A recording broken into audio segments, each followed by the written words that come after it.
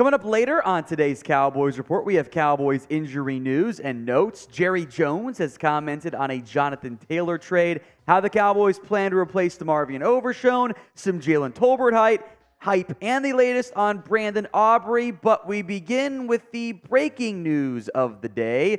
It's not good. Sam Willams, the Cowboys' second-year defensive end, has been arrested. He was actually arrested on Sunday. News did not break on this until earlier today, the Fort Worth Star-Telegram breaking it, on weed and gun possession charges. The charges are for, quote-unquote, possession of a controlled substance alleged to be marijuana. I'll make note it's all alleged, but, he was arrested. Unlawful carrying of a weapon. The controlled substance charge, by the way, is a felony, and the weapons charge is a misdemeanor. This is not Williams' first issue legally in his NFL or dating back to his college career. Remember, last year he had the reckless driving charge where he said, I was fine, I didn't do anything wrong. And then, he was going almost 155 and weaving through traffic. And it's another example of the maturity concerns that the Cowboys have and everyone has had with Sam Willams rearing their head once again. So more on this in a moment, but what is your one-word reaction to Sam Willams' arrest? Sound off for me in the comment section right now.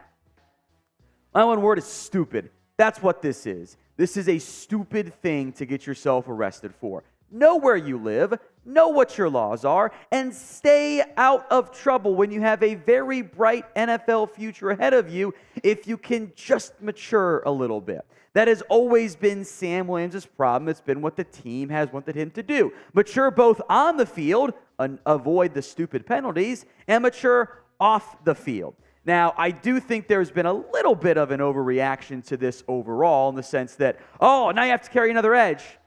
Not really. If Sam Willams gets suspended, this would probably be a game or two, if that, probably more along the lines of that territory. And we know that the NFL will allow the legal process to play out, and that's not going to be a very quick thing. It's not going to be done tomorrow. So he'll be out there for week one. It's just another example of the immaturity concerns that are very valid right now with Sam Willams and very frustrating to see because there's plenty of talent there. If he can just, I had a teacher in high school who had one rule: don't be a dumbass. This is being a dumbass. Don't be stupid. Don't break the laws with where you're at. Avoid trouble. And Sam Willams, once again, finding himself in the wrong side of trouble. Or on the wrong side, I should say. Now, we want to make sure you guys are updated with everything going on around the Dallas Cowboys. The previously planned portion of today's show is coming up next year, but the Sam Willams stuff certainly takes priority. So make sure you guys are subscribed, youtube.com/Cowboys TV. Hit that sub button for more free Cowboys videos all season long. All right, some injury news and notes to get into here. First, two players returning. Matt Waletzko was able to return to practice on Tuesday. The Cowboys were in practice late last night up in Frisco. He had a shoulder injury against Seattle. Seems like he avoided injury there, which is a good thing because I need to get him more reps next week. Ronald Jones, meanwhile, also returned to practice for individual drills. I'm still not sure if he's going to be able to play against the Raiders this upcoming preseason game, but I wouldn't mind it because it would allow the Cowboys to sit some of their other backs, including but not limited to Rico Dowdle and maybe Deuce Vaughn as well. The players then who are still not practicing: Sean Wright, Malik Jefferson, Jordan Lewis, all with various foot issues. Those guys, Lewis still in public, of course. Those guys will not be playing against Seattle at this point. Donovan Wilson still working way back from his groin injury. We'll see about week one. Shodok Redwine, who was going to make the team anyway, has a hamstring. Does leave Dallas a little bit thinner, though, in terms of numbers at safety. So how concerned are you over all the injuries so far? And if you want to count Sam Willams as part of this somehow, that's fine too. It is today's pinned comment, so if the ad comes here on YouTube, take advantage. Head down there and go vote for me. 1 to 10 is your scale. Let's move now to Jonathan Taylor, as Jerry Jones has spoken on if the Cowboys are interested in trading for Jonathan Taylor.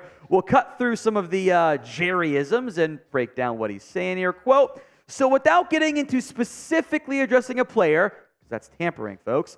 Him, meaning Taylor, or any other running back, I think we saw some good things the other night. We've seen some good things in training camp. I feel good about our running back position if we didn't add anybody. But that doesn't preclude us not adding somebody because you got cut down, so we're not closed off the running back position off. This we wouldn't with any position when you're looking at who might be available from this point going forward. Translation, we like our backs, we like our guys. We're certainly not going to pay the alleged first-round pick asking price for Jonathan Taylor. I think Tony Pollard, Rico Dowdle, Deuce Vaughn are going to be on this football team. Malik Davis is kind of a maybe. We'll see what happens from that perspective in terms of if he makes he's a prime practice squad guy. If not, it's not the sexiest group of names, but I do think a Pollard, Dowdle, Vaughn trio is more than good enough to have success on the ground in the NFL. Folks, there are subscriptions for everything these days, from streaming services to fitness programs, and sometimes it kind of feels impossible to keep tabs on what you're paying for every month. That's why I'm a big fan of Rocket Money. Rocket Money is a personal finance app that finds and cancels your unwanted subscriptions, monitors your spending, and helps lower your bills all in one place. Most people think they're spending about $80 a month on subscriptions, when in reality, the number is closer to 200. When you're signed up for so many things like streaming services you use to watch one show or free trials for a delivery you don't use, it's easy to lose track of what you're paying for. With Rocket Money, you can easily cancel the ones you don't want with just a press of the button. No more long hold times or annoying emails with customer service. Rocket Money does all the work for you. With over 3 million users and counting, Rocket Money customers have saved an average of $720 a year. So stop wasting money on things you don't use. Cancel your unwanted subscriptions and manage your money the easy way by going to rocketmoney.com/Cowboys. That's rocketmoney.com/Cowboys. Links in the comment section and the description of today's show. Let's move to how the Cowboys plan to replace DeMarvion Overshown. Some interesting quotes from Stephen Jones, as well as some more insightful ones from another player on the roster. But the plan to replace the loss of Overshown on the linebacker depth chart isn't really going to come from the linebacker room. Now, Jabril Cox, Devin Harper are going to play a role in that area, but the Cowboys, as I think was really their initial plan before Overshown impressed them so much, are going to lean on the safeties, where the Cowboys are built better than what they've been built in recent years. Here's what Stephen Jones said. We have safeties who can play linebacker. That's the way Dan designs this defense. I feel like you've got a guy like Juanyeh Thomas out there playing at a high level in both preseason games and practices. He, meaning Thomas, has certainly made his way into the picture of adding more depth at safety. Then we have a lot of safeties that can do a lot of things Overshown can do. Now, Steven's right about most of that. You have Jaron Kearse, Donovan Wilson, who can play in the box. You have Markquese Bell, who we'll get to in a little bit. Israel Mukuamu can hang around the box/nickel corner. But the Juanyeh Thomas aspect isn't really how it's been used. I'm not sure if Steven meant just praise in general for Juanyeh Thomas or about linebacker stuff. So the last 2 seasons of snap counts in the preseason and where Juanyeh Thomas is lined up, 7 reps along the defensive line, which is really kind of just you're either over the tight end out wide or you're coming off the edge as a blitzer there. So that's kind of more in the box, where 51, that's your strong safety role. You're hanging out in that little box. You're kind of playing a de facto linebacker role. 15 in the nickel, which again, normally you shift out wide because you weren't going to be in the box. 3 wide corners, which is normally motion. The running back leaves, you follow him, and you're out wide. That's what that is. And 154 free safety reps. So if you're counting safeties alone, it's really 154 free safety snaps, everything else in the box. The Cowboys have used Thomas as a deep safety, not as a box safety in that Jaron Kearse, DeMarvion Overshown mold. The player who fits that is Markquese Bell. Here's what Bell said when asked about playing more linebacker. However I can help the team is how I see myself. If they need me at linebacker, safety, hybrid, willing to do whatever. I've been getting reps in our dime package anyways, so it's pretty normal. Just some packages that we don't have in dime. I just have to get used to them. Get used to the run fits. We can look at where Markquese Bell has also lined up in the secondary. 27 snaps along the defensive line, 97 in the box, 39 stretched out as nickel corner, 5 out wide, 85 back deep as a free safety. This is a strong safety. This is a hybrid safety linebacker, as he has always been.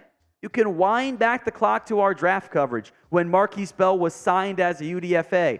My player comp for him coming out was Cowboys Roy Williams, minus maybe all the now illegal horse collar tackles. That's who Markquese Bell has always been. This role for him is a logical fit. So pick a safety that you want to play more of these two options, who I think are both to a certain extent fighting for a roster spot too. MB for Markquese Bell, JT for Juanyeh Thomas. Let's move to some Jalen Tolbert hype once again. The drum beat remains steady as all get out of it. And I wonder even if they're going to play Jalen Tolbert in the third preseason game, or if he just sits and goes on bubble wrap. He has been impressive. Here's what Stephen Jones said on him. Tolbert's locked down that 4 spot at wide receiver and certainly shown that he can be productive for us. Dak is very comfortable with him. You have 4 roster locks in your wide receiver room. Lamb, Cooks, Gallup, and Tolbert. Turpin, Brooks, Feoko are all fighting for, I think, 2, but maybe it's only 1 wide receiver spot. Everyone else in the end is battling for a practice squad spot for the Cowboys. So have you bought in on the Jalen Tolbert hype? Are you drunk on the Kool-Aid? Y for yes, N for no. Sound off for me in the comment section right now.